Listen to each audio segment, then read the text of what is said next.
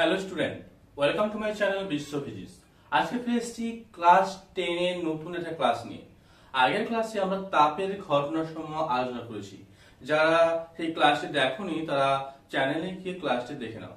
আজকে আমরা আলোচনা করব নতুন একটা চ্যাপ্টার, তড়িৎ বিশ্লেষণ। এই তড়িৎ বিশ্লেষণ চ্যাপ্টার সম্পর্কে আজকে আমরা আলোচনা করব। তো চলো শুরু করা যাক। আজকে এই তড়িৎ বিশ্লেষণ চ্যাপ্টারটি জানার পূর্বে, মানে মূল টপিকটা জানার পূর্বে আমাদেরকে জানতে হবে যে পরিবাহী কি।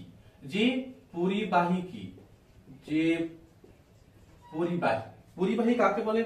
যে সকল পদার্থ তড়িৎ পরিবহন করতে পারে তাদেরকে পরিবাহী বলে। সে কঠিন হতে পারে, কোনো ধাতু হতে পারে, কোনো তরল হতে পারে, বা কোনো গলিত পদার্থ হতে পারে। তো যে সকল পদার্থ তড়িৎ পরিবহন করে তাদেরকেই বলছে পরিবাহী বা তড়িৎ পরিবাহী পদার্থ। এই পরিবাহী পদার্থকে মূলত দুভাগে ভাগ করা হয়। একটা হচ্ছে ধাতব পরিবাহী, আরেকটা হচ্ছে তড়িৎ বিশ্লেষ্য পরিবাহী।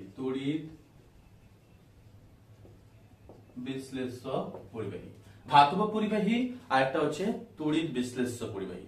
ধাতব পরিবাহী কাকে বলে? যে সকল পরিবাহী কঠিন অবস্থায় তড়িৎ পরিবহন করে, যার তড়িতের বাহক হচ্ছে ইলেকট্রন। ইলেকট্রনটা কি হচ্ছে না, ইলেকট্রন বাহক হিসাবে কাজ করে। তড়িৎ প্রবাহের দরুন কোনো রাসায়নিক বিক্রিয়া হয় না, সেই সকল পদার্থকেই বলছে না ধাতব পরিবাহী। ধাতব পরিবাহী বলছে না যে সকল পদার্থ কঠিন অবস্থাতেই তড়িৎ পরিবহন করে, যার তড়িতের বাহক হচ্ছে ইলেকট্রন, তার মধ্যে তড়িৎ পরিবহন করে কে না ইলেকট্রন, আর যার মধ্যে তড়িৎ পরিবাহের দরুন কোনো রাসায়নিক বিক্রিয়া হয় না, তাকেই আমরা বলছি ধাতব পরিবাহী। তো ধাতব পরিবাহী যে কোনো ধাতু, তুমি না সোনা, রূপা, তোমার লোহা, যে কোনো ধাতু তড়িৎ পরিবহন করে। কঠিন অবস্থায় তড়িৎ পরিবহন করলেও পারদ হচ্ছে আমার ধাতু যে তরল অবস্থাতেও তড়িৎ পরিবহন করতে পারে, ওটা হচ্ছে একটা ব্যতিক্রমী। আর তড়িৎ বিশ্লেষ্য কাকে বলছে? তড়িৎ বিশ্লেষ্য পদার্থ কাকে বলছে? না তড়িৎ বিশ্লেষ্য পদার্থ হচ্ছে না যে সকল পদার্থ গলিত বা দ্রবীভূত অবস্থায় কি পরিবহন করে না আয়নে বিশ্লিষ্ট হয়। কিসে বিশ্লিষ্ট হয়? আয়নে বিশ্লিষ্ট হয়ে তড়িৎ পরিবহন করে। আয়নে বিশ্লিষ্ট হয়ে তড়িৎ পরিবহন করে ও রাসায়নিক বিক্রিয়া ঘটে। রাসায়নিক বিক্রিয়ায় নতুন পদার্থ উৎপন্ন করে,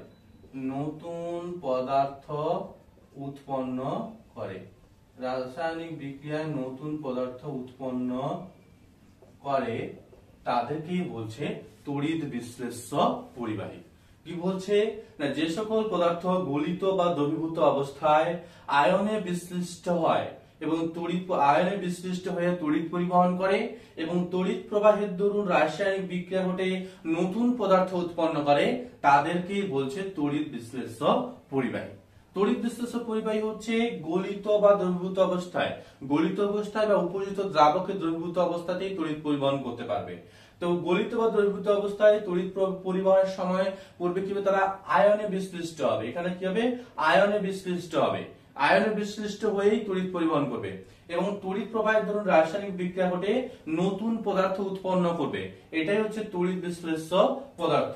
এই তড়িৎ বিশ্লেষ্য পদার্থে তড়িতের বাহক কে না তড়িতের বাহক হচ্ছে ইলেকট্রন। ইলেকট্রন তো ধাতব পরিবাহীতে, এখানে হচ্ছে আয়ন। যে কোনো আয়ন ক্যাটায়ন হতে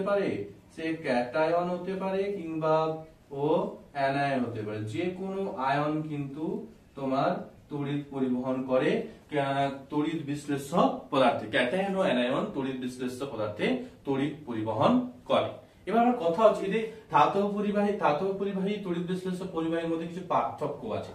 এরা কি হচ্ছে ধাতব পরিবাহী কঠিন অবস্থায় তড়িৎ পরিবহন করতে পারে, কিন্তু তড়িৎ বিশ্লেষক পরিবাহী গলিত বা দ্রবীভূত অবস্থায় তড়িৎ পরিবহন করে। এদের বাহক হচ্ছে ইলেকট্রন, এদের বাহক হচ্ছে আয়ন। এদের ধাতব পরিবাহীতে তড়িৎ প্রবাহের দ্বারা রাসায়নিক বিক্রিয়া হয় না, কিন্তু এখানে রাসায়নিক বিক্রিয়া দ্বারা নতুন পদার্থ উৎপন্ন হয়। ধাতব পরিবাহীর তড়িৎ পরিবাহিতা বেশি, তড়িৎ বিশ্লেষক পরিবাহী তড়িৎ পরিবাহিতা কম। ধাতব পরিবাহীর উষ্ণতা বৃদ্ধিতে তড়িৎ পরিবাহিতা কমে, কিন্তু তড়িৎ বিশ্লেষক পরিবাহীর উষ্ণতা বৃদ্ধিতে তড়িৎ পরিবাহিতা বাড়ে। এই কিছু ডিফারেন্স পার্থক্য কিন্তু ধাতব পরিবাহী ও তড়িৎ বিশ্লেষক পরিবাহীর আছে, যে পার্থক্য কিন্তু পরীক্ষায় কিন্তু আছে। এবার আমরা দেখবো যে তড়িৎ বিশ্লেষক পরিবাহীকে আমরা কয় ভাগে ভাগ করি। তড়িৎ বিশ্লেষক পরিবাহীকে আবার ভাগ করা হয় কি ভাবে না, তড়িৎ বিশ্লেষক পরিবাহীকেও আবার দুভাগে ভাগ করা হয়। একটা হচ্ছে তীব্র তড়িৎ বিশ্লেষ্য পদার্থ, তীব্র তড়িৎ বিশ্লেষ্য পদার্থ, আর হচ্ছে মৃদু তড়িৎ বিশ্লেষ্য পদার্থ। তীব্র তড়িৎ বিশ্লেষ্য পদার্থ আর একটা হচ্ছে মৃদু তড়িৎ বিশ্লেষ্য পদার্থ। তীব্র তড়িৎ বিশ্লেষ্য পদার্থ কাকে বলছে না, গলিত বা দ্রবীভূত অবস্থায়, তড়িৎ বিশ্লেষ্য পদার্থ মানে গলিত বা দ্রবীভূত অবস্থায় তড়িৎ পরিবহন করবে না। তীব্র তড়িৎ বিশ্লেষ্য পদার্থ হচ্ছে গলিত বা দ্রবীভূত অবস্থায়, গলিত বা দ্রবীভূত অবস্থায়, দ্রবীভূত অবস্থায় সম্পূর্ণ বিয়োজিত হয়। কিভাবে বিয়োজিত হয় না, সম্পূর্ণ বিয়োজিত হয়, যার তড়িৎ পরিবাহিতা বেশি, যার তড়িৎ পরিবাহিতা অনেক বেশি, যার তড়িৎ পরিবাহিতা অনেক বেশি, তাদের কি বলছে তীব্র তড়িৎ বিশ্লেষ্য পদার্থ। যে সকল তড়িৎ বিশ্লেষ্য পদার্থ গলিত বা দ্রবীভূত অবস্থায় সম্পূর্ণভাবে বিয়োজিত হয়ে যায়, সম্পূর্ণ বিয়োজিত হয় এবং যার তড়িৎ পরিবাহিতা অনেক বেশি, তাদেরকে বলছে তীব্র তড়িৎ বিশ্লেষ্য পদার্থ। এই তীব্র তড়িৎ বিশ্লেষ্য পদার্থগুলি সাধারণত তড়িৎযোজী যৌগ হয়, তড়িৎযোজী যৌগ। এই যেমন হচ্ছে NaCl, NaOH, তারপরে তুমি যে কোনো অ্যাসিড HCl, H2SO4, HNO3, আবার এটা লবণ, এটা ক্ষার, এগুলো অ্যাসিড, এইগুলো হচ্ছে তড়িৎ বিশ্লেষ্য পদার্থ। স্যার এইগুলো তো তড়িৎযোজী যৌগ নয়, বেশিরভাগ তড়িৎযোজী যৌগ এইগুলো, এই অ্যাসিড গুলো, এগুলো কিন্তু তীব্র তড়িৎ বিশ্লেষ্য পদার্থের মধ্যেই পড়ে। তীব্র অ্যাসিড সবসময় তীব্র তড়িৎ বিশ্লেষ্য পদার্থ হয়। তো মৃদু তড়িৎ বিশ্লেষ্য পদার্থ কোনগুলো না, মৃদু তড়িৎ বিশ্লেষ্য পদার্থ হচ্ছে না গলিত বা দ্রবীভূত অবস্থায়, না গলিত বা দ্রবীভূত অবস্থায় আংশিক বিয়োজিত হয়, আংশিক বিয়োজিত হয় এবং যার তড়িৎ পরিবাহিতা কম, তড়িৎ পরিবাহিতা কম। গলিত বা দ্রবীভূত অবস্থায় আংশিক বিয়োজিত হয়, গলিত বা দ্রবীভূত অবস্থায় কি হয় না আংশিক বিয়োজিত হয় এবং যার তড়িৎ পরিবাহিতা অনেক কম, তাদেরকে বলছে মৃদু তড়িৎ বিশ্লেষ্য পদার্থ। তাদের কি বলছে না মৃদু তড়িৎ বিশ্লেষ্য পদার্থ। মৃদু তড়িৎ বিশ্লেষ্য পদার্থ সাধারণত কি হয় না, মৃদু তড়িৎ বিশ্লেষ্য সাধারণত উচ্চ ধ্রুবীয়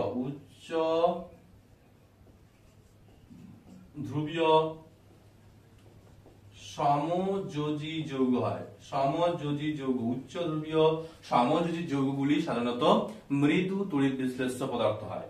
মৃদু তড়িৎ বিশ্লেষ্য পদার্থের উদাহরণ তোমার হচ্ছে NH4OH ammonium hydroxide, NH4Cl ammonium chloride, H2CO3 আর CH3COOH আর হচ্ছে HCOOH। এই যে CH3 অ্যাসিটিক অ্যাসিড, এটা হচ্ছে ফর্মিক অ্যাসিড। এই অ্যাসিটিক অ্যাসিড আর ফর্মিক অ্যাসিড এটা খুব গুরুত্বপূর্ণ। এগুলো হচ্ছে জৈব অ্যাসিড, মৃদু তড়িৎ বিশ্লেষ্য অথচ এবং জৈব অ্যাসিড। হ্যাঁ, জৈব মৃদু তড়িৎ বিশ্লেষ্য পদার্থ হচ্ছে CH3COOH অর্থাৎ অ্যাসিটিক অ্যাসিড এবং HCOOH অর্থাৎ ফর্মিক অ্যাসিড। এগুলো হচ্ছে মৃদু তড়িৎ বিশ্লেষ্য জৈব অ্যাসিড, হচ্ছে জৈব যৌগ হচ্ছে অ্যাসিটিক অ্যাসিড আর হচ্ছে ফর্মিক অ্যাসিড। এই তীব্র তড়িৎ বিশ্লেষ্য ও মৃদু তড়িৎ বিশ্লেষ্য পদার্থেরও কিছু পার্থক্য আছে। কি পার্থক্য? না, গলিত বা দ্রবীভূত অবস্থায় সম্পূর্ণ বিয়োজিত হয়, আর মৃদু তড়িৎ বিশ্লেষ্য গলিত বা দ্রবীভূত অবস্থায় আংশিক বিয়োজিত হয়। এই তড়িৎ পরিবাহিতা তীব্র তড়িৎ বিশ্লেষণে তড়িৎ পরিবাহিতা অনেক বেশি, মৃদু তড়িৎ বিশ্লেষণে তড়িৎ পরিবাহিতা অনেক কম। তীব্র তড়িৎ বিশ্লেষ্য পদার্থ সম্পূর্ণ বিয়োজিত হয়েছে। সম্পূর্ণ বিয়োজিত হচ্ছে মানে কি? কোনো অণু নেই, কোনো অণু নেই, সম্পূর্ণ কিন্তু আয়ন, সম্পূর্ণ আয়ন আছে। কিন্তু মৃদু তড়িৎ বিশ্লেষণের আংশিক কিছু সংখ্যক অণু আয়নে ভাঙছে, তার মানে কিছু অণু আছে আর কিছু আয়ন, অণু এবং আয়ন উভয় উপস্থিত হচ্ছে না মৃদু তড়িৎ বিশ্লেষ্য পদার্থে, মৃদু তড়িৎ বিশ্লেষ্য পদার্থে। তো এই তড়িৎ পরিবাহিতা তীব্র তড়িৎ বিশ্লেষ্য তীব্র তড়িৎ পরিবাহিতা বেশি, আর মৃদু তড়িৎ বিশ্লেষ্য তড়িৎ পরিবাহিতা কম। এগুলো সাধারণত তড়িৎজয়ী যৌগ হয়, আর মৃদু তড়িৎ বিশ্লেষ্য সাধারণত উচ্চ ধ্রুবীয় সমযোজী যৌগ হয়, উচ্চ ধ্রুবীয় সমযোজী যৌগ হয়। এই হচ্ছে তড়িৎ বিশ্লেষ্য পদার্থের মধ্যে পার্থক্য। এই যে তড়িৎ বিশ্লেষ্য পদার্থ রাসায়নিক বিক্রিয়া করে নতুন পদার্থ উৎপন্ন করছে, এই ঘটনাটাকে হচ্ছে তড়িৎ বিশ্লেষণ বলা হয়। আচ্ছা, এবার আমরা জানবো তড়িৎ বিশ্লেষ্য পদার্থের কিছু বৈশিষ্ট্য জেনে নিই, তারপর না হলে তড়িৎ বিশ্লেষণে যাব। তো তড়িৎ বিশ্লেষ্য পদার্থের বৈশিষ্ট্যটা কি?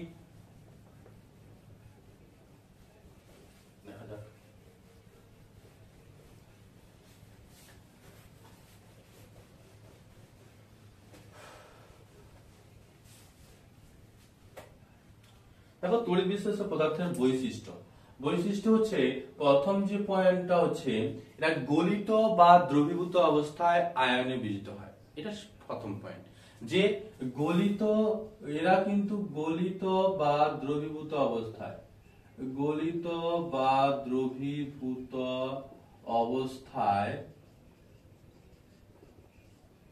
আয়নে বিয়োজিত হয়। স্বাভাবিক যে তড়িৎ বিশ্লেষ্য পদার্থ গলিত বা দ্রবীভূত অবস্থায় আয়নে বিয়োজিত হয়। দুই, কি বলছে?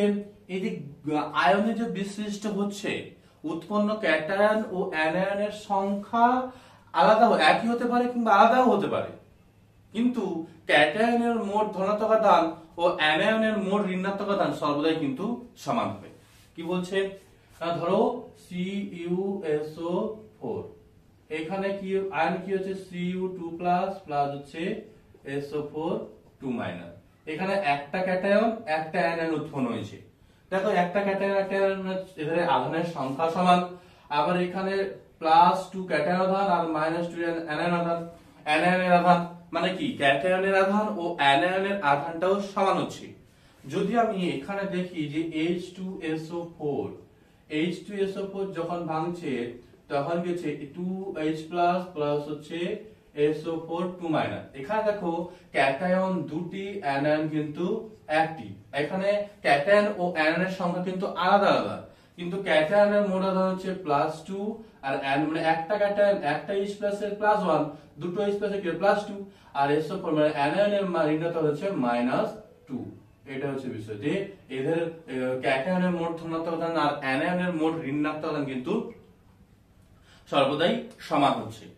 ঠিক আছে, এই হচ্ছে বিষয়, যে ক্যাটায়নের মানে বিয়োজিত হওয়ার সময় ক্যাটায়ন ও অ্যানায়নের সংখ্যা আলাদা হতে পারে, কিন্তু ক্যাটায়নের মোট ধনাত্মক আধান ও অ্যানায়নের মোট ঋণাত্মক আধান সর্বদাই কিন্তু সমান হবে। এবার এই যে তড়িৎ পরিবাহিতা, এই যে তোমার তড়িৎ বিশ্লেষ্য পদার্থের তড়িৎ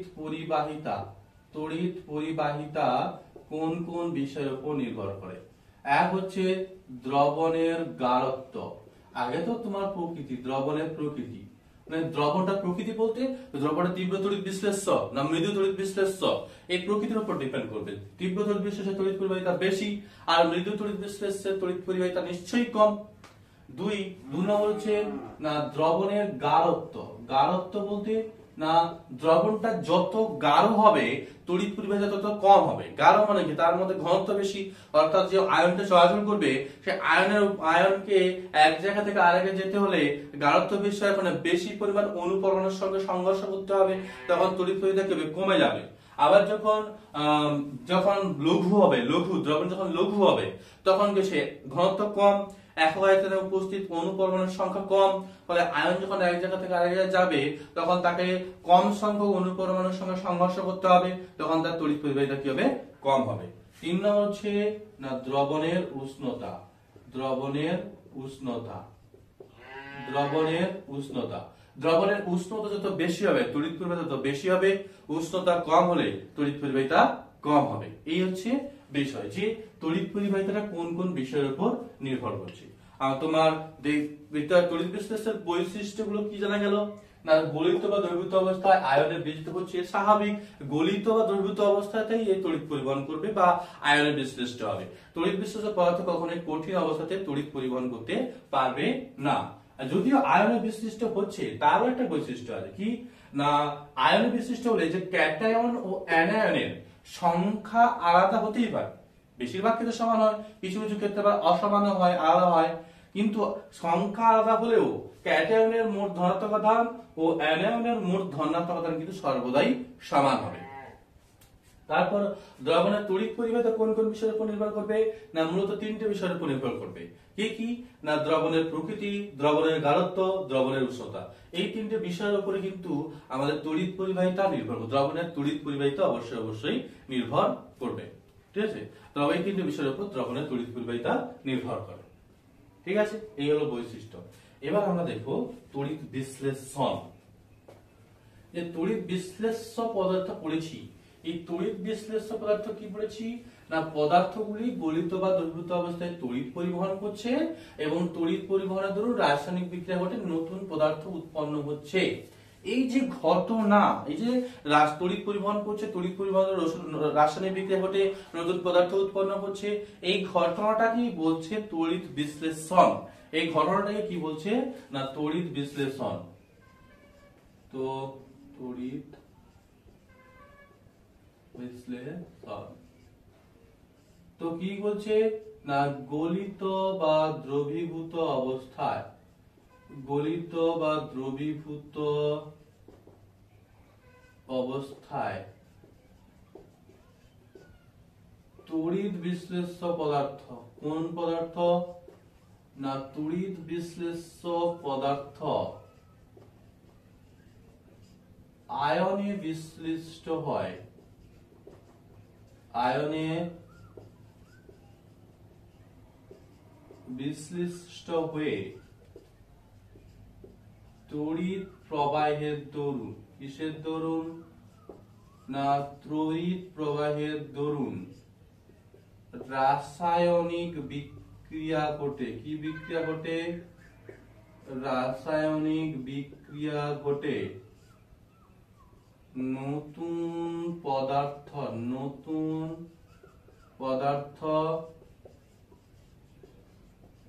উৎপন্ন হওয়ার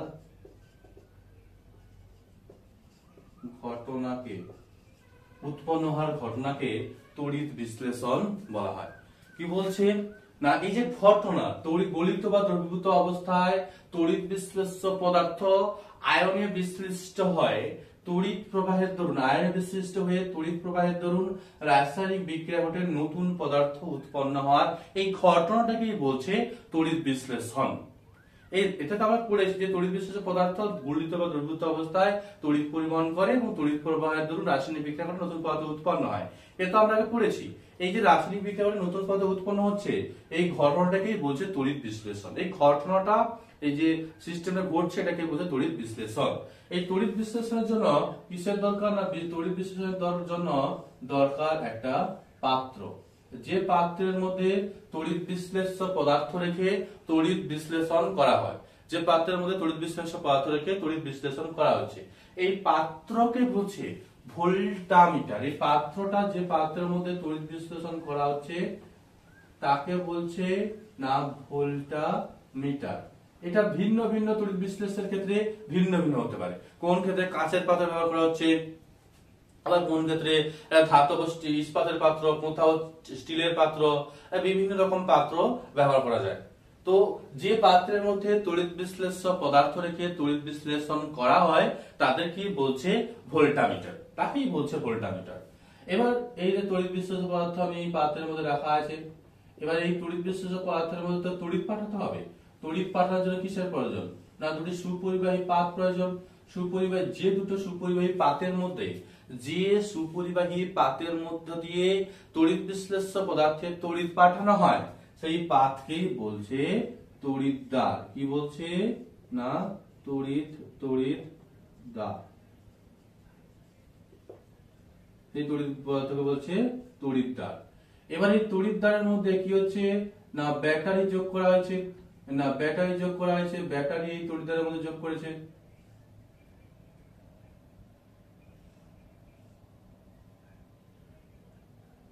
একটা ধনাত্মক প্রান্ত আর একটা হচ্ছে ঋণাত্মক প্রান্ত, একটা ধনাত্মক প্রান্ত আর একটা হচ্ছে ঋণাত্মক প্রান্ত। এই ধনাত্মক প্রান্তের সঙ্গে যে তড়িৎদ্বার যুক্ত থাকবে, ধনাত্মক প্রান্তের সঙ্গে যে তড়িৎদ্বার যুক্ত থাকবে তাকে বলছে ক্যাথোড। ধনাত্মক প্রান্তের সঙ্গে যে তড়িৎদ্বার যুক্ত থাকবে সেটা হচ্ছে অ্যানোড, আর যে তড়িৎদ্বার ক্যাথোড মানে ঋণাত্মক প্রান্তের সঙ্গে যুক্ত থাকবে সেটা হচ্ছে ক্যাথোড। কি বললাম, না তড়িৎ বিশ্লেষ্য পদার্থে তড়িৎ পাঠানোর জন্য কিসের প্রয়োজন, না তড়িৎদ্বারের প্রয়োজন। এই তড়িৎদ্বারটা কি হবে, সুপরিবাহী পাত হতে হবে। সে ধাতু হতে পারে, আবার গ্রাফাইট, গ্যাস কার্বন যে অধাতুগুলো আছে তাদের সেগুলো তড়িৎ পরিবহন করে, সেগুলোও হতে পারে। তো যে সুপরিবাহী পাতের সাহায্যে তড়িৎ বিশ্লেষ্য পদার্থে তড়িৎ পাঠানো হয় সেটা হচ্ছে তড়িৎদ্বার। তড়িৎদ্বার আবার দুই রকমের হয়, একটা হচ্ছে অ্যানোড আর একটা হচ্ছে ক্যাথোড। অ্যানোডটা কি, না ব্যাটারির ধনাত্মক প্রান্তের সঙ্গে যুক্ত তড়িৎদ্বারকে বলা হয় অ্যানোড। ব্যাটারির ধনাত্মক প্রান্তের সঙ্গে যুক্ত তড়িৎদ্বার হচ্ছে অ্যানোড, আর ব্যাটারির ঋণাত্মক প্রান্তের সঙ্গে যুক্ত তড়িৎদ্বার হচ্ছে ক্যাথোড। ধনাত্মক প্রান্তের সঙ্গে যুক্ত থাকলে অ্যানোড, আর ঋণাত্মক প্রান্তের সঙ্গে যুক্ত থাকলে সেটা হয়ে যাবে ক্যাথোড। এই হচ্ছে তড়িৎদ্বারের পার্থক্য। এবার এখানে কি হচ্ছে, না তড়িৎদ্বার তড়িৎ প্রবাহ করলে তোমার এই তড়িৎ বিশ্লেষণ দুটো ভাগে ভাঙছে। কি হবে, একটা ক্যাটায়ন উৎপন্ন করবে আর কি হবে আয়ন উৎপন্ন করবে। কাটাকুটি আয়ন সবসময় ক্যাথোডের দিকে যাবে। কাটাকুটি আয়ন ক্যাটায়নের ক তে যাবে, মানে ক্যাথোডে যাবে। আবার অ্যানায়নের অ মানে এ অ্যানোডে আসবে। ঠিক আছে, অ্যানায়ন অ্যানোডে যাবে, ক্যাটায়নের ক তে যাবে অর্থাৎ ক্যাথোডে যাবে, আর অ্যানায়নের অ অ্যানোড অ তে যাবে। ঠিক আছে, এটা মাথায় রাখতে হবে যে ক্যাটায়ন সর্বদা ক্যাথোডে যাবে আর অ্যানায়ন সর্বদা অ্যানোডে আসবে। এসে কি করবে সেটা তো পরবর্তীতে আমরা দেখব, যখন বিভিন্ন তড়িৎ বিশ্লেষণ আলোচনা করব সেই ক্ষেত্রে আমরা দেখব। তো এইটুকু আমরা জেনে রাখি যে তোমার ক্যাটায়ন কাটাকুটি আয়ন ক্যাটায়ন ক্যাথোডের দিকে যাবে বা ক্যাথোডে যাবে, আর অ্যানায়ন ঋণাত্মক আয়ন অ্যানায়ন ও কি করবে অ্যানোডে যাবে। ঠিক আছে, এই হচ্ছে আমাদের তড়িৎ বিশ্লেষণের জন্য প্রয়োজনীয় যন্ত্রপাতি। তড়িৎ বিশ্লেষণ করতে হলে আমাদের কি কি যাচ্ছে, না ভোল্টামিটার লাগছে, তড়িৎদ্বার লাগছে, ব্যাটারি তো লাগছেই। এবার তড়িৎদ্বার দুই রকম হচ্ছে, একটা অ্যানোড একটা ক্যাথোড। যে ব্যাটারির ধনাত্মক প্রান্তের সঙ্গে যুক্ত থাকলে অ্যানোড, ঋণাত্মক প্রান্তের সঙ্গে যুক্ত থাকলে সেটা হচ্ছে ক্যাথোড।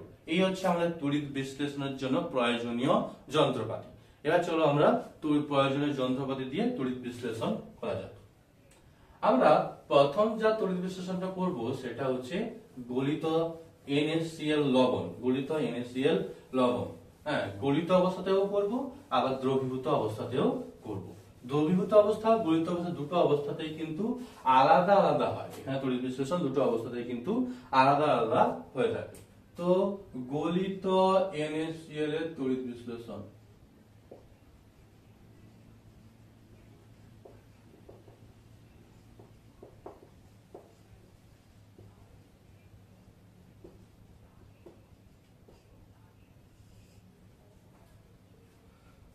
গলিত NaCl এর তড়িৎ বিশ্লেষণ দেখো।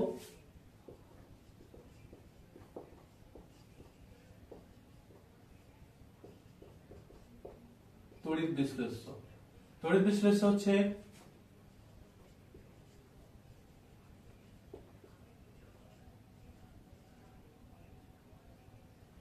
গলিত NaCl। তড়িৎ বিশ্লেষ্য হচ্ছে কি গলিত NaCl। শুধুমাত্র তড়িৎ মানে NaCl কে 800 ডিগ্রি সেলসিয়াস কি 900 ডিগ্রি সেলসিয়াস তাপমাত্রায় গলানো হয়েছে, এই গলিত NaCl এর তড়িৎ বিশ্লেষণ করছি। এবার এখানে আয়নীভবন বা বিয়োজনটা কি হচ্ছে আয়নীভবন। তো এই তড়িৎ বিশ্লেষ্য পদার্থ গলিত করে দিয়েছি মানে ওটা আয়ন বিয়োজিত হয়ে যাবে। তো আয়নে এই NaCl ভেঙে গিয়ে কোন কোন আয়ন উৎপন্ন করবে না, NaCl ভেঙে গিয়ে Na+ হচ্ছে Cl- আয়ন উৎপন্ন করবে। এবার আমরা দেখো কি ক্যাথোড বিক্রিয়া আর হচ্ছে অ্যানোড বিক্রিয়া।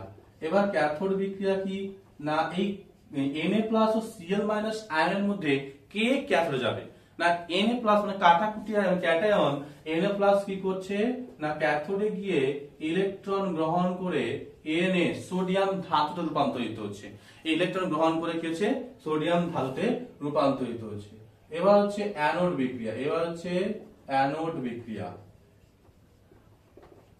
অ্যানোড বিক্রিয়াকে না Cl- ও কি করছে অ্যানোডে গিয়ে ইলেকট্রন বর্জন করে ক্লোরিন Cl পরমাণুতে পরিণত হয়। দুটো Cl পরমাণু পরস্পর যুক্ত হয়ে কি হয় ক্লোরিন Cl2 অণু উৎপন্ন করে। কি হচ্ছে এখানে দেখো তড়িৎ বিশ্লেষ্য পদার্থ গলিত NaCl, আয়ন ভবনটা গেছে NaCl ভেঙে গিয়ে Na+ ও Cl- আয়ন উৎপন্ন করছে। ক্যাথোড বিক্রিয়াটা কি না, ক্যাথোড হচ্ছে Na+ ক্যাথোডে গিয়ে কি হচ্ছে ইলেকট্রন গ্রহণ করে Na সোডিয়াম পরমাণুতে পরিণত হচ্ছে। আর অ্যানোড বিক্রিয়াটা কি Cl- অ্যানোডে গিয়ে কিছু একটা ইলেকট্রন বর্জন করে Cl পরমাণুতে পরিণত হয়। দুটো Cl পরমাণু পরস্পর যুক্ত হয়ে গিয়ে Cl2 ক্লোরিন অণু উৎপন্ন করছে। এই হচ্ছে বিষয়। এখানে আমরা ক্যাথোডের সোডিয়াম ধাতু, গলিত NaCl এর তড়িৎ বিশ্লেষণে ক্যাথোডের সোডিয়াম ধাতু এবং অ্যানোডে ক্লোরিন গ্যাস কিন্তু পেয়ে থাকি। এবার আসছি যে NaCl এর জলীয় দ্রবণের তড়িৎ বিশ্লেষণ। দুটো একই তো পদার্থ, দুটো ক্ষেত্রে কি আলাদা আলাদা তড়িৎ বিশ্লেষণ হবে? হ্যাঁ, একটা জায়গায় বিক্রিয়াটা একটু আলাদা হয়।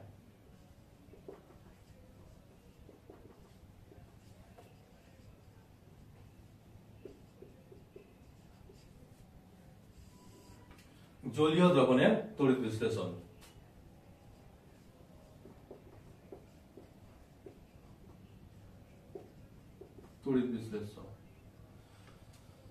তো তড়িৎ বিশ্লেষণ হচ্ছে আমরা কি নিয়েছি, যা তড়িৎ বিশ্লেষণ করব সেটাই তো তড়িৎ বিশ্লেষণ নিব। তো NaCl এর জলীয় দ্রবণটাই আমরা তড়িৎ বিশ্লেষ্য রূপে নিলাম, NaCl এর জলীয় দ্রবণটা। তো এখানে আয়নীভবনটা কি, যে কোন কোন আয়ন উৎপন্ন করবে। আয়নীভবনটা কি না, আয়নীভবন হচ্ছে NaCl বিয়োজিত হয়ে গিয়ে Na+ আর Cl- আয়ন উৎপন্ন হচ্ছে। এখানে দুটো জিনিস আছে, NaCl আছে আর তোমার জলীয় দ্রবণ মানে কি জল আছে। জলটাকে না H2O, জল H2O ভেঙে গিয়ে H+ ও OH- আয়ন উৎপন্ন করে। এই হচ্ছে বিষয় যে NaCl এর সেখানে কি ছিল, শুধুমাত্র NaCl টা ভেঙে গিয়ে Na+ আর Cl- আয়ন উৎপন্ন করছিল। এখানে কি হচ্ছে আয়ন ভবনের ক্ষেত্রে NaCl ভেঙে গিয়ে Na+ Cl- আয়ন উৎপন্ন করছে, সঙ্গে সঙ্গে কিছু H2O জল ভেঙে গিয়ে H+ ও OH- আয়ন উৎপন্ন করছে।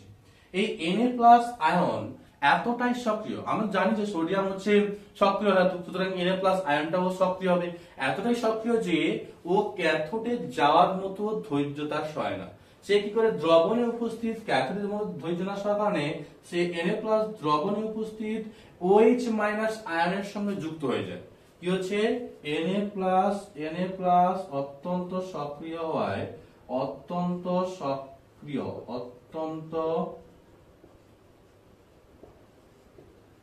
সক্রিয় হওয়ায় দ্রবণের OH- আয়নের সঙ্গে বিক্রিয়া করে OH- আয়নের সাথে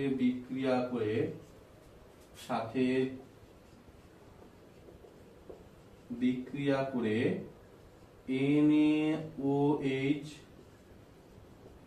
উৎপন্ন করে। বিক্রিয়াটা কি না Na+ OH- যুক্ত হয়ে গিয়ে কি হয়ে গেছে NaOH। NaOH উৎপন্ন করে ফেলে। এই কারণে এখানে যদি Na+ টা দ্রবণেই যুক্ত হয়ে যায় তাহলে এ তো আর ক্যাথোডে যেতে পারবে না। সেই ক্যাথোডে এই কারণে কিন্তু ক্যাথোডে সোডিয়াম ধাতু উৎপন্ন হয় না, ক্যাথোডে Na ধাতু উৎপন্ন হয় না। এই কারণে কিন্তু তোমার NaCl এর জড়িত তড়িৎ বিশ্লেষণে সোডিয়াম ধাতু আমরা কিন্তু পাই না। তো কি হচ্ছে না, এবার হচ্ছে ক্যাথোড বিক্রিয়া। ক্যাথোড বিক্রিয়াটা কি? ক্যাথোড বিক্রিয়া হচ্ছে Na+ তো দ্রবণে চলে গেছে, দ্রবণে তোমার NaOH গঠন করে ফেলেছে। Na+ তো দ্রবণে NaOH গঠন করে ফেলেছে, সোডিয়াম হাইড্রোক্সাইড গঠন করে ফেলেছে। এ তো আর ক্যাথোডে যেতে পারছে না, তাহলে ক্যাথোডে যাচ্ছে কি H+। ক্যাথোডে গিয়ে ইলেকট্রন গ্রহণ করে H পরমাণুতে পরিণত হয়। দুটো H পরমাণু পরস্পর যুক্ত হয়ে গিয়ে হাইড্রোজেন গ্যাস উৎপন্ন হয়। এখানে মাথায় রাখতে হবে, তাহলে NaCl এর গলিত NaCl এর তড়িৎ বিশ্লেষণে ক্যাথোডে কি উৎপন্ন হয়েছিল? সোডিয়াম ধাতু। আর NaCl এর জলীয় দ্রবণের তড়িৎ বিশ্লেষণে ক্যাথোডে কি উৎপন্ন হলো? Hydrogen gas. এবার অ্যানোড বিক্রিয়া তো আছেই। অ্যানোড বিক্রিয়াটা কি? অ্যানোডে এবার কে যাবে? অ্যানোডে সে Cl- যাবে। Cl- অ্যানোডে গিয়ে ইলেকট্রন বর্জন করে কিসে পরিণত হয়? Cl পরমাণুতে পরিণত হয়। দুটো Cl পরমাণু পরস্পর যুক্ত হয়ে গিয়ে Cl2 গ্যাস। তাহলে অ্যানোডে সেই ক্লোরিন গ্যাস থাকলেও, অ্যানোডে ক্লোরিন গ্যাস উৎপন্ন হলেও কিন্তু ক্যাথোডে হাইড্রোজেন গ্যাস এখানে উৎপন্ন হচ্ছে। একটা জিনিস খেয়াল রাখবে, ক্যাথোডে দেখো, ক্যাথোডে ক্যাটায়ন গিয়ে কি করছে? ইলেকট্রন গ্রহণ করছে। কি করছে না? ইলেকট্রন গ্রহণ করছে। ক্যাথোডে গিয়ে ইলেকট্রন গ্রহণ করছে। ইলেকট্রন গ্রহণ করা মানে হচ্ছে বিজারণ। ক্যাথোডে সব সময় কিন্তু বিজারণ ঘটছে। এবার অ্যানোডে কি হচ্ছে? অ্যানায়ন দেখো ইলেকট্রন বর্জন করছে। কি করছে না? ইলেকট্রন বর্জন করছে। তো ইলেকট্রন বর্জন মানে হচ্ছে জারণ বিক্রিয়া। ইলেকট্রন বর্জন করা মানে হচ্ছে জারণ বিক্রিয়া। জারণ। ক্যাথোডে সবসময় বিজারণ, অ্যানোডে সবসময় জারণ বিক্রিয়া ঘটে থাকে। ঠিক আছে? এই হচ্ছে NaCl এর তড়িৎ বিশ্লেষণ। এবার আমরা জলের তড়িৎ বিশ্লেষণ করব। জল তো এমনিতেই তরল অবস্থায়, তাকে তো আর গোলক অবস্থার দরকার নেই, সেটি এমনিতেও তরল অবস্থা। তবে এটা তো মাথায় রাখতে হবে যে বিশুদ্ধ জল কিন্তু তড়িৎ পরিবহন করতে পারে না। বিশুদ্ধ জলের তড়িৎ বিশ্লেষণ করা সম্ভব নয়। এই কারণে বিশুদ্ধ জলের যদি তড়িৎ বিশ্লেষণ করা সম্ভব নয়, তাহলে জলের তড়িৎ বিশ্লেষণ করব কি করে? তাই তার সঙ্গে সামান্য পরিমাণ অ্যাসিড মেশানো হয়। কোন অ্যাসিড মেশানো হয়? না H2SO4 অ্যাসিড মেশানো হয়। স্যার আমি HCl কিংবা HNO3 ব্যবহার করলাম না কেন? না এই HCl বা HNO3 ব্যবহার করলে সেখানেও তড়িৎ বিশ্লেষণ হওয়া উচিত, তবে সেখানে যে NO3- মানে নাইট্রেট আয়ন কিংবা ক্লোরাইড আয়ন যেটা উৎপন্ন হবে, সেগুলো হচ্ছে কি না তড়িৎ বিশ্লেষণে বাধা সৃষ্টি করবে। কি সৃষ্টি করবে? না তড়িৎ বিশ্লেষণে বাধা সৃষ্টি করবে। সেই কারণে কিন্তু ওই জলের তড়িৎ বিশ্লেষণে HNO3 বা HCl ব্যবহার করা হয় না। ঠিক আছে? তো জলের তড়িৎ বিশ্লেষণ,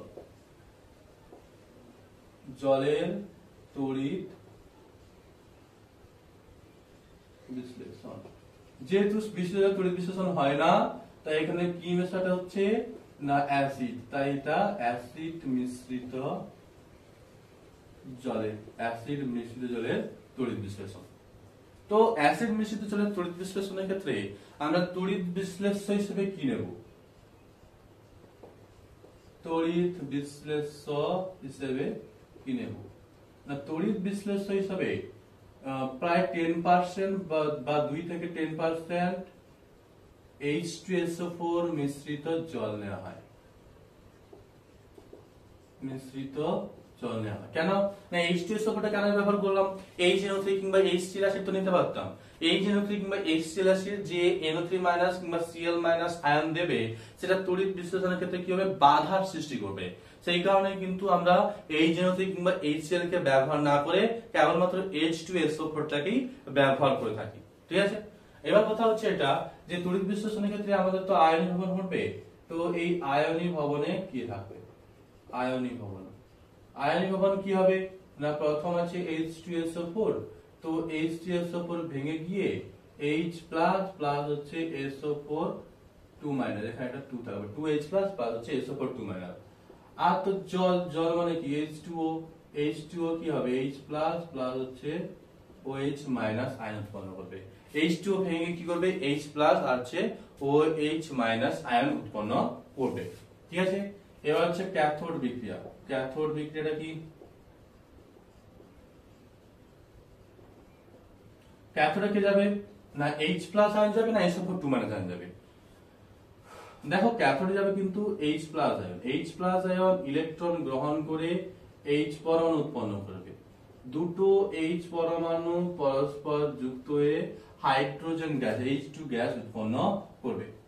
এবার অ্যানোডে কে যাবে, এখানে তো দুটো অ্যানায়ন, অ্যানোডে কে যাবে তোমার, অ্যানোডের মধ্যে যে OH মানে যাচ্ছে আবার SO4 2 মানে যাচ্ছে, কে অ্যানোডে যাবে SO4 2 মাইনাস অপেক্ষা OH মাইনাসের OH মাইনাস আয়নের ইলেকট্রন বর্জন করার প্রবণতা অনেক বেশি, যার কারণে OH মাইনাস আয়ন ইলেকট্রন বর্জন করে OH মূলকে পরিণত হয়।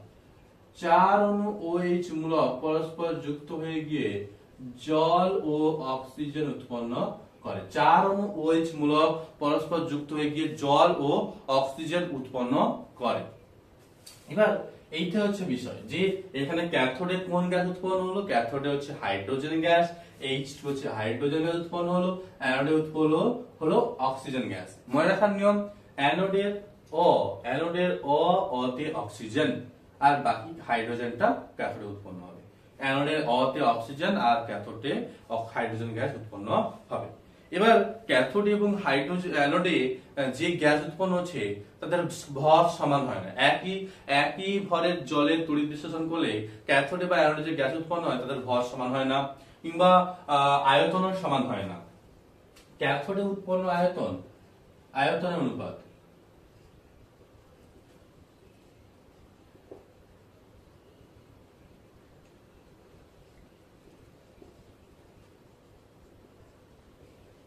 ক্যাথোড ও অ্যানোডে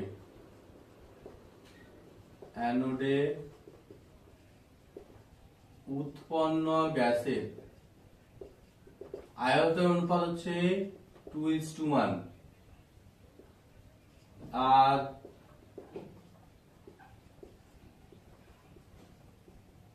ভরের অনুপাত হচ্ছে 1:8।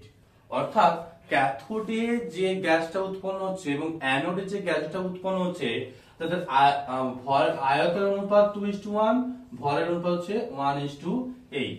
ক্যাথোডে যদি 22.4 লিটার গ্যাস উৎপন্ন হয়, অ্যানোডে তার তার অর্ধেক গ্যাস 11.2 লিটার গ্যাস উৎপন্ন হবে। ক্যাথোডে যদি 22.4 লিটার গ্যাস উৎপন্ন হবে, অ্যানোডে তার অর্ধেক 11.2 লিটার গ্যাস উৎপন্ন হবে। ক্যাথোডে যদি 1 গ্রাম ভর গ্যাস উৎপন্ন হয়, অ্যানোডে হবে 8 গ্রাম ভর গ্যাস উৎপন্ন হবে। এটা কিছু পরে যে ওই যে অনুপাত বলছে যে ক্যাথোডে উৎপন্ন গ্যাসের আয়তন যদি 11.2 লিটার হয় তাহলে অ্যানোডে কত হবে, 11. ক্যাথোডে উৎপন্ন হয়েছে কত না, ক্যাথোডে বলেছে 11.2 লিটার, তাহলে অ্যানোডে কত হবে এর অর্ধেক মানে 5.6 লিটার গ্যাস উৎপন্ন হবে। এর অর্ধেক 11.2 কে 2 দিয়ে ভাগ করে দাও, তাহলে 5.6 পেয়ে যাবে, যেটা পাবে সেটা হবে। তো এই সেরকম ভাবে এখানে কিন্তু শর্ট কোশ্চেন রূপে এগুলো আসে, ঠিক আছে, মাথায় রাখো এটা। আচ্ছা, তো জলের তড়িৎ বিশ্লেষণটা মোটামুটি এরকমই। আচ্ছা, এবার কয়েকটা জিনিস মাথায় রাখতে হবে। ধরো একটা তোমাকে গাঢ় H2SO4 দেওয়া হয়েছে আর একটা জায়গায় লঘু H2SO4 দেওয়া হয়েছে, কার তড়িৎ পরিবাহিতা বেশি হবে এবং কেন? না, গাঢ় H2SO4 এর তড়িৎ পরিবাহিতা কিন্তু কম, কারণ আমরা পড়েছি যে তড়িৎ পরিবাহিতা কোন কোন বিষয়ের উপর নির্ভর করে, মূলত 3টে বিষয়ের উপর নির্ভর করে। এক হচ্ছে দ্রবণের প্রকৃতি, 2 হচ্ছে দ্রবণের গাঢ়ত্ব, 3 হচ্ছে দ্রবণের উষ্ণতা। তো দ্রবণের প্রকৃতি দুটো তো H2SO4 উষ্ণতা প্রায় সমান ধরে নিয়েছি, পার্থক্য হচ্ছে গাঢ়ত্বে, একটা গাঢ় একটা হচ্ছে কম গাঢ় বা লঘু। তো যা গাঢ় মানে কি, তার ঘনত্ব বেশি, একক আয়তনের পরমাণুর সংখ্যা বেশি, আয়ন যখন যাবে তখন বেশি পরিমাণে অনুপরমাণুর সঙ্গে সংঘর্ষ হবে অর্থাৎ বাধা বেশি, তড়িৎ পরিবাহিতা কম। কিন্তু যখন লঘু হবে, একক আয়তনে অনুপরমাণুর সংখ্যা কম, তখন কি হবে মানে আয়নকে যেতে হলে কম পরিমাণে অনুপরমাণুর সঙ্গে সংঘর্ষ করতে হবে, তাহলে তার তড়িৎ পরিবাহিতা কম হবে নাকি বেশি, বাধা হবে কম, তড়িৎ পরিবাহিতা বেশি। লঘু লঘু H2SO4 এর ক্ষেত্রে যেহেতু একক আয়তন অণুর সংখ্যা কম, তাই বেশ মানে আয়নকে কম সংখ্যক অণু পরমাণুর সঙ্গে সংঘর্ষ করতে হবে। তার মানে কি বাধা কম, তাই তড়িৎ পরিবাহিতা বেশি হবে। ঠিক আছে, তাই লঘু H2SO4 তীব্র তড়িৎ বিশ্লেষণের ন্যায় আচরণ করবে। ঠিক আছে,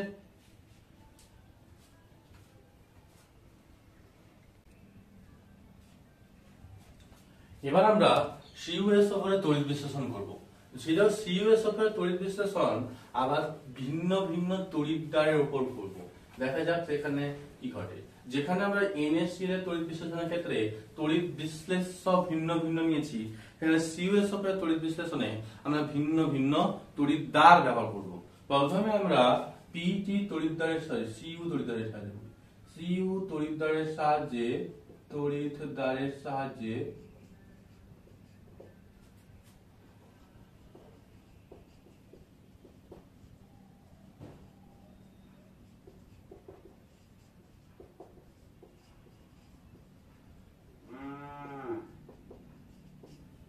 তড়িৎ বিশ্লেষণ, Cu তড়িৎদ্বারের সাহায্যে CuSO4 এর তড়িৎ বিশ্লেষণ। দেখো না তড়িৎ বিশ্লেষণটা কি না, CuSO4 এর তড়িৎ বিশ্লেষণে আমরা তড়িৎ বিশ্লেষ্য হিসেবে কি ব্যবহার করব?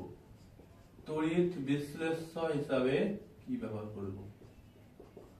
না এখানে H2SO4 মিশ্রিত CuSO4 এর জলীয় দ্রবণ ব্যবহার করব। CuSO4 এর জলীয় দ্রবণ ব্যবহার তড়িৎ বিশ্লেষণ কি ব্যবহার করব না, H2SO4 মিশ্রিত CuSO4 এর জলীয় দ্রবণটাই আমরা তড়িৎ বিশ্লেষ্য হিসেবে ব্যবহার করব। হ্যাঁ, H2SO4 টা মেশানো হবে ওই তড়িৎ পরিবাহিতাকে বাড়ানোর জন্য এবং সান্দ্রতা কমিয়ে তড়িৎ পরিবাহিতা বাড়ানোর জন্য। এবার এখানে আয়নীয় ভবনটা কি হবে না, আয়নীয় ভবন হচ্ছে তোমার এই H2SO4 ভাঙলে কি হচ্ছে 2H প্লাস হচ্ছে SO4 2 মাইনাস, CuSO4 এটা ভাঙলে কি হবে না Cu2 প্লাস হচ্ছে SO4 2 মাইনাস। আচ্ছা H2O জল ভাঙলে কি হচ্ছে H প্লাস হচ্ছে OH মাইনাস, H প্লাস হচ্ছে OH মাইনাস। ঠিক আছে, তো কি বলছে H2SO4 H2H plus SO4 2 minus, CuSO4 Cu2 plus SO4 2 minus, আর H2O H প্লাস হচ্ছে OH মাইনাস।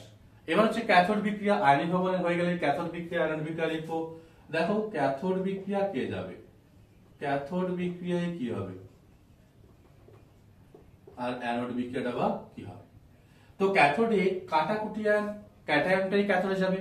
তো এখানে ক্যাটায়ন কে কে আছে Cu2 আর H Cu2 ও H এর মধ্যে Cu2 এটাই ক্যাথোডে গিয়ে দুটো ইলেকট্রন গ্রহণ করে Cu ধাতুতে রূপান্তরিত হবে। আর অ্যানোড, এখানে তো অ্যানোড হিসাবে আমরা Cu পাত ব্যবহার করেছি, Cu তড়িৎদ্বার ব্যবহার করেছি, Cu পাতটাকে ব্যবহার করেছি কপার পাত। তো এখানে কি আছে, এখানে তামাটা এতটাই সক্রিয় যে কোনো অ্যানায়ন অ্যানোডে যাওয়ার পূর্বেই অ্যানোডে থাকা তামা দুটো ইলেকট্রন বর্জন করে Cu2 এ পরিণত হয়। এবার এই অ্যানোডে কি হচ্ছে, অ্যানোড থাকা কপার পরমাণু Cu2 আয়ন রূপে দ্রবণে চলে আসছে। এবার এই দ্রবণ থেকে Cu2 কি হচ্ছে ক্যাথোডে যাচ্ছে। এদিকে হচ্ছে অ্যানোড থেকে ক্ষয়প্রাপ্ত হচ্ছে দ্রবণে আসছে, দ্রবণ থেকে ক্যাথোডে যাচ্ছে। এক্ষেত্রে যতগুলি Cu2 আয়ন অ্যানোড থেকে ক্ষয়প্রাপ্ত হবে ঠিক ততগুলি Cu2 আয়ন ক্যাথোডে গিয়ে সঞ্চিত হবে, অর্থাৎ ক্যাথোডে গিয়ে যুক্ত হবে বা ক্যাথোডে ইলেকট্রন গ্রহণ করবে। ঠিক আছে, এই যে ইলেকট্রন গ্রহণ করছে। এবার কি হচ্ছে না, অ্যানোড ধীরে ধীরে ক্ষয়প্রাপ্ত হতে যাচ্ছে, সেই অনুপাতে ক্যাথোড ধীরে ধীরে সঞ্চিত অর্থাৎ মোটা হতে যাচ্ছে। এবং যতগুলি Cu2 আয়ন দ্রবণে আসছে, অ্যানোড থেকে দ্রবণে আসছে, ততগুলি Cu2 আয়ন দ্রবণ থেকে ক্যাথোডে যাচ্ছে। এর ফলে কি হচ্ছে, দ্রবণে Cu2 আয়নের গাঢ়ত্বের কোনো পরিবর্তন ঘটে না, Cu2 আয়নের গাঢ়ত্বের কোনো পরিবর্তন কিন্তু হয় না, তাই না। তো এটা কিন্তু মাথায় রাখতে হবে। এইভাবেই কিন্তু আমাদের সিইউ তড়িৎদ্বার ব্যবহার করে CuSO4 এর তড়িৎ বিশ্লেষণ হয়। তাহলে এখানে কি হচ্ছে না ক্যাথোড সঞ্চিত হচ্ছে বা মোটা হচ্ছে, আর অ্যানোড কি হচ্ছে না ক্ষয়প্রাপ্ত হচ্ছে, অ্যানোড তোমার ক্ষয়প্রাপ্ত হচ্ছে। আর CuSO4 এর গাঢ়ত্ব কোথায় না দ্রবণে, দ্রবণে CuSO4 এর গাঢ়ত্ব অপরিবর্তিত আছে, কোনো পরিবর্তন হয়নি, অপরিবর্তিত। দ্রবণের CuSO4 এর গাঢ়ত্ব অপরিবর্তিত আছে, ঠিক আছে। এবার আমরা পিটি প্লাটিনাম তড়িৎদ্বারের ব্যবহার করে, প্লাটিনাম তড়িৎদ্বার ব্যবহার করে CuSO4 এর তড়িৎ বিশ্লেষণ, পিটি তড়িৎদ্বার প্লাটিনাম তড়িৎদ্বার ব্যবহার করে CuSO4 এর তড়িৎ বিশ্লেষণ করব। তো এই ক্ষেত্রে তড়িৎ বিশ্লেষণ আর আয়ন ভবন দুটোই এক, তড়িৎ বিশ্লেষণ আর আয়ন ভবন কি হচ্ছে সেম, একই তড়িৎ বিশ্লেষণ ব্যবহার করা হবে, একই আয়ন ভবন ঘটবে, এক্ষেত্রে কি হচ্ছে জিনিসটা না ক্যাথোড বিক্রিয়াটা আমরা দেখবো আর অ্যানোড বিক্রিয়া দেখবো। না ক্যাথোড বিক্রিয়াটা কি না ক্যাথোডে কি হচ্ছে না সেই দ্রবণে যে Cu2+ আয়ন ছিল সেটাই কিন্তু ক্যাথোডে যাবে, দিয়ে কি হচ্ছে দুটো ইলেকট্রন বর্জন গ্রহণ করে Cu পরমাণুতে পরিণত হবে এবং ক্যাথোডে সঞ্চিত হতে থাকবে। অ্যানোড কি না অ্যানোড বিক্রিয়াটা কি না অ্যানোডে কি আছে না OH- আয়ন, হ্যাঁ অ্যানোডে কিন্তু এখানে তো স্যার ক্ষয়প্রাপ্ত হচ্ছে না কেন, এখানে তো আমি প্লাটিনাম তড়িৎদ্বার ব্যবহার করেছি। এই প্লাটিনাম এখানে কপার ছিল বলে কপার ক্ষয়প্রাপ্ত হচ্ছিল, কপার সক্রিয় মানে ইলেকট্রন বর্জন করে অ্যানায়নে পরিণত বা ক্যাটায়নে পরিণত করার প্রবণতা বেশি ছিল, কিন্তু প্লাটিনামের ওই প্রবণতা নেই, যে ইলেকট্রন বর্জন করে ক্যাটায়নে পরিণত করার প্রবণতা কিন্তু প্লাটিনামের নেই। সেই কারণে প্লাটিনাম কি হচ্ছে না ক্ষয়প্রাপ্ত হচ্ছে না। প্লাটিনামে মানে অ্যানোড প্লাটিনাম তড়িৎদ্বার ব্যবহার করলে অ্যানোডে কিন্তু এই যে অ্যানায়ন গুলো কি আছে SO4 আছে আর OH- আছে, এদের মধ্যে কে যাবে না OH- যাবে। SO4 অপেক্ষা OH- এর ইলেকট্রন বর্জন করার ক্ষমতা বা প্রবণতা বেশি, তো এই OH- ইলেকট্রন বর্জন করে কি হয় OH মূলকে পরিণত হয়, 4 অণু OH মূলক পরস্পর যুক্ত হয়ে গিয়ে 2 অণু জল ও অক্সিজেন উৎপন্ন হয়, O2 উৎপন্ন হয়। এটা কোশ্চেনে পড়ে যে পিটি তড়িৎদ্বার ব্যবহার করে CuSO4 এর তড়িৎ বিশ্লেষণ করলে অ্যানোডে কোন গ্যাস উৎপন্ন হয় না অক্সিজেন গ্যাস উৎপন্ন হয়। আর সিইউ তড়িৎদ্বার ব্যবহার করে তড়িৎ বিশ্লেষণ করলে অ্যানোডে ক্যাথোড কিন্তু মোটা হতে থাকে মানে সঞ্চিত হয় আর কি, সঞ্চিত হয়, ক্যাথোড সঞ্চিত হয় আর অ্যানোড ক্ষয়প্রাপ্ত হয়, আর দ্রবণের CuSO4 এর গাঢ়ত্ব কিন্তু অপরিবর্তিত থাকে। কেন না যতগুলি Cu2+ আয়ন অ্যানোড থেকে দ্রবণে আসছে ঠিক তত সংখ্যক Cu2+ আয়ন দ্রবণ থেকে ক্যাথোডে যায়, ফলে কি হয় অ্যানোড ক্ষয়প্রাপ্ত হচ্ছে, ক্যাথোডে কি হচ্ছে সঞ্চিত হচ্ছে, মোটা হচ্ছে ক্যাথোড ধীরে ধীরে, আর দ্রবণের Cu2+ আয়নের অর্থাৎ CuSO4 এর কোনো গাঢ়ত্বের কোনো পরিবর্তন হয় না। এই হচ্ছে বিষয়। তো আজকের ক্লাসটা এই পর্যন্তই। ক্লাসটা ভালো লাগলে লাইক শেয়ার ও চ্যানেলটি সাবস্ক্রাইব করে রাখবে। এই ক্লাসটি নিয়ে সম্পূর্ণ প্রত্যেকটা চ্যাপ্টারের ভিডিও কিন্তু পরপর আসতে থাকবে। আমাদের টার্গেট হচ্ছে টেস্ট এবং ফাইনালকে লক্ষ্য করে আমাদের ভিডিও কিন্তু পরপর আসতে হবে।